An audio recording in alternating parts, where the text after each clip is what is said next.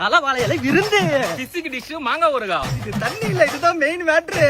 Chicken தூக்கு பிரியாணி.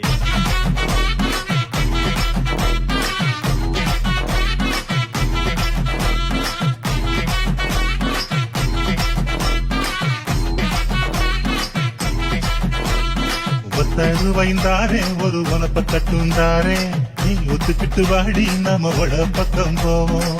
ஃபைனலா நம்ம பவன்ட்டோட முடிக்கிறோம். இப்படி ஒரு சீரக சம்பா பிரியாணி சாப்பிட்டதே இல்ல. இந்த ஒரு சிக்கன் லெக் பீஸ் சாஃப்டாவும் இருக்குது, சூப்பராவும் இருக்கு. இது ஒரு புடி, இது ஒரு கடி.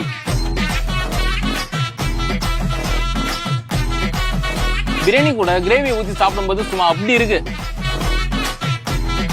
நீங்க நினைக்கிற மாதிரி ஐட்டம் அது கிடையாது, ஜஸ்ட் ஹாப்பி பீஸ் தான். கைஸ், இந்த ஒரு தூக்கு பிரியாணி நாங்க எங்க வாங்கணும்னு பாத்தீங்கன்னா முரும்பாக்கத்துல ரொம்பவே ஃபேமஸா இருக்கு எம்எம் தீக்ஷா பிரியாணி தான் வாங்கணும்.